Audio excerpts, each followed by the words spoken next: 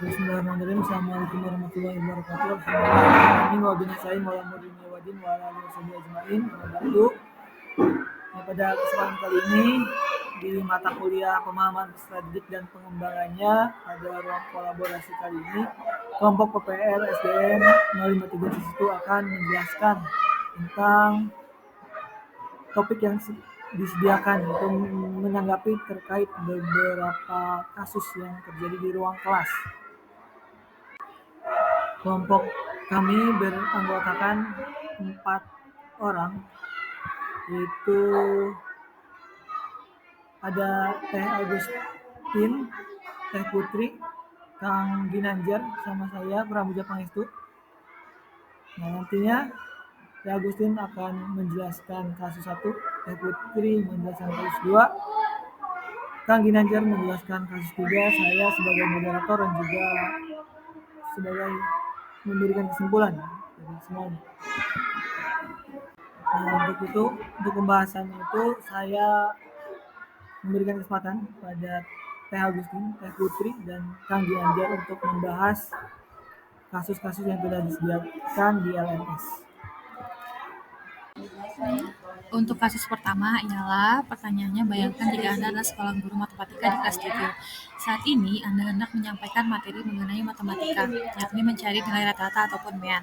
Untuk memudahkan peserta didik dalam memahami pembelajaran, Anda mencoba untuk membuat urutan ataupun langkah-langkah yang perlu diikuti oleh peserta didik agar dapat mencari nilai rata-rata pada sebuah soal. Anda meminta kepada peserta didik untuk mengerjakan soal yang Anda berikan.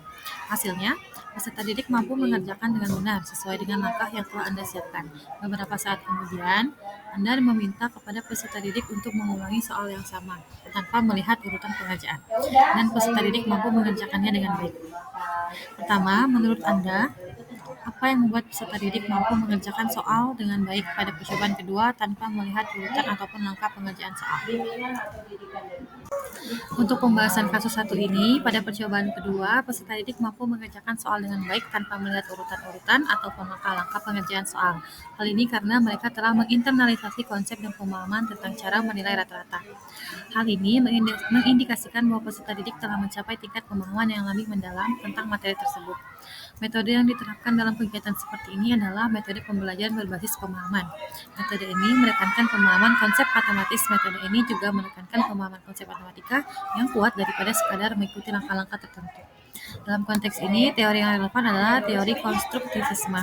Menurut teori ini, pembelajaran adalah proses di mana siswa aktif membangun pemahaman mereka sendiri melalui refleksi dan pengalaman langsung. Dalam kasus ini, pada percobaan pertama, guru memberikan siswa urutan percobaan. Guru memberikan siswa urutan langkah-langkah untuk mencari nilai rata-rata. Namun, pada percobaan kedua, siswa telah menciptakan pemahaman mereka sendiri tentang konsep rata-rata melalui pengalaman sebelumnya. Dan inilah yang memungkinkan mereka untuk mengerjakan soal dengan baik tanpa panduan langkah-langkah. Metode berbasis pemahaman seperti ini dapat diterapkan dalam kegiatan pembelajaran di mana guru memberikan kesempatan kepada siswa untuk eksplorasi, bertanya, dan memahami konsep secara lebih mendalam. Ini juga mendorong siswa untuk berpikir kritis dan menambahkan pemahaman-pemahaman yang lebih abstrak daripada sekadar menghafal langkah-langkah. Dengan demikian, metode ini dapat membantu siswa membangun pemahaman yang lebih kuat dan berkelanjutan tentang konsep matematis seperti nilai rata-rata. Saya akan menjelaskan mengenai kasus yang kedua. Rina adalah seorang guru kelas di 1 SD. Sebagian besar peserta didiknya itu belum bisa berhitung dengan lancar. Rina sedang memikirkan cara yang sesuai untuk membantu peserta didik menyelesaikan tantangan belajarnya. Nah, yang pertama, menurut Anda, apa pendapat Rina untuk membantu peserta didiknya sesuai dengan tahapan perkembangan usia? Yang kedua, mengapa Anda menyarankan hal tersebut? Elaborasi jawaban Anda dan menyertakan teori yang berkaitan. Pembahasan untuk kasus yang kedua, yang pertama untuk membantu peserta didik di kelas 1 SD yang sebagian besar belum bisa berhitung dengan lancar, Rina dapat menerapkan beberapa strategi. Nah, yang pertama itu yaitu menggunakan materi visual manipulatif. Nah, Rina dapat menggunakan materi visual seperti gambar, kartu angka, ataupun manipulatif matematika seperti blok, kancing, atau biji-bijian. Nah, yang kedua yaitu dengan pembelajaran berbasis permainan. Nah, bermain adalah cara alami bagi anak-anak untuk belajar. Nah, Rina dapat menggunakan permainan matematika, misalnya permainan kartu, papan, ataupun permainan yang bergerak. Nah, yang ketiga, pendekatan bertahap. Nah, Rina perlu memperhatikan bahwa anak-anak di kelas 1 ini masih dalam tahap perkembangan berhitung. Nah, yang keempat yaitu kegiatan kolaboratif. Nah, ini anak-anaknya itu bisa dibuat berkelompok atau berpasangan atau kelompok kecil. Nah, di sana bisa saling berinteraksi, belajar, mendukung. Penjelasan tadi teori yang berhubungan dengan teori perkembangan kognitif Piaget. Nah, Piaget mengemukakan bahwa anak-anak melewati tahap-tahap perkembangan kognitif yang berbeda dan pendidik perlu memahami tahapan tersebut agar dapat merancang pengalaman belajar yang sesuai dengan kemampuan dan kebutuhan anak-anak. Konsep penggunaan materi visual manipulatif didasarkan pada teori konstruktivis yang menekankan bahwa anak-anak membangun pengetahuan mereka sendiri melalui pengalaman langsung dengan materi dan lingkungan mereka. Oke, bismillahirrahmanirrahim. Assalamualaikum warahmatullahi wabarakatuh. Sekarang memasuki kasus yang ketiga. Ialah Made adalah seorang guru yang mengajar di salah satu sekolah negeri di wilayah Bali. Ia mengampu mata pelajaran bahasa Indonesia. Ia hendak mengajarkan materi teks deskripsi pada peserta didiknya. Pada buku cetak yang menjadi panduan saat mengajar, terdapat beberapa contoh teks deskripsi menceritakan tentang bangunan-bangunan pencakar langit yang ada di ibu kota. Dengan memperhatikan latar belakang setiap peserta didiknya, Made pun mencoba memberikan contoh berbeda. Ia memberikan contoh teks deskripsi tentang pantai dan makanan khas yang ada di Bali.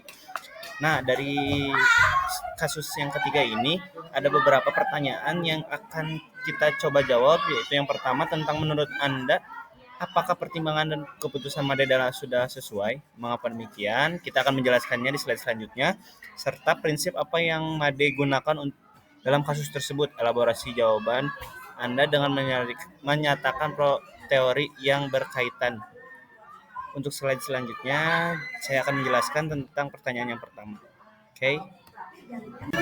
Oke, yang kedua itu menggunakan konteks lokal atau pendekatan. Ini mengacu pada prinsip bahwa pembelajaran sebaiknya terkait dengan konteks lokal sebaliknya. Dengan memberikan contoh yang berhubungan dengan Bali, Made dapat membantu peserta didik untuk beberapa lebih memahami dan meresap dari teks deskripsi antara lain relevansi dengan mengaitkan sekitarnya. Made sehari-hari pertimbangkan dengan menulis contoh yang peserta didiknya yaitu dengan kehidupan sehari-hari yang peserta didiknya. Made dapat membuat pembelajaran yang lebih menarik dan relevan. Hal ini dapat meningkatkan minat dan materi lebih relevan dan dekat dengan materi yang diajarkan peserta didiknya. Oke, yang kedua itu menggunakan konteks. Oke, selanjutnya yaitu pembahasan dari pertanyaan yang kedua, teori belajar apa yang digunakan oleh Made. Teori belajar kontekstualisasi juga didukung oleh teori konstruktivisme yang menekankan bahwa pembelajaran terjadi melalui konstruksi pengetahuan dan peserta didik berdasarkan pengalaman mereka dalam konteks yang bermakna. Dengan mengaitkan materi pembelajaran dalam konteks yang relevan bagi peserta didik, Made membantu peserta didik untuk membuat hubungan yang lebih kuat antara apa yang mereka pelajari dengan kehidupan yang sehari-harinya. Ini dapat meningkatkan pemahaman mereka tentang materi serta motivasi mereka untuk belajar lebih lanjut. Nah, mungkin sekian dari hasil pengamatan saya tentang studi kasus ketiga dari apa yang telah diberikan. Sekian dari saya. Wassalamualaikum warahmatullahi wabarakatuh. Oke, terima kasih kepada tiga penyaji yang telah membahas ketiga kasus yang diberikan, dan terima kasih sudah memberikan penjelasan yang cukup jelas dan komprehensif. Kita bisa belajar dari ketiga kasus tersebut bahwa yang pertama, pada kasus kelas 7, bahwa peserta didik itu belajar menggali dari dalam dirinya. Kemudian di dalam kasus yang kedua, peserta didik diberikan belajar sesuai dengan tahap perkembangannya, itu operasional konkret ya.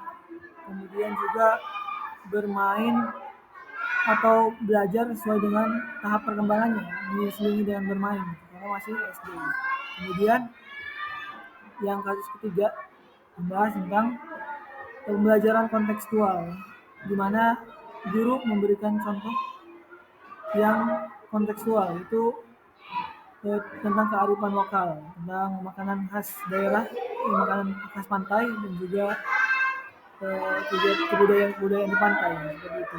Nah, dari ketiga kasus ini kita bisa simpulkan bahwasanya pembelajaran itu harus sesuai dengan tahap perkembangan peserta didik dan juga harus sesuai dengan kebudayaan yang peserta didik miliki. Nah, mungkin itu saja dari kelompok 3 yang bisa kami sampaikan. Kurang dan lebihnya kami mohon maaf. Terima kasih atas perhatiannya. Assalamualaikum warahmatullahi wabarakatuh.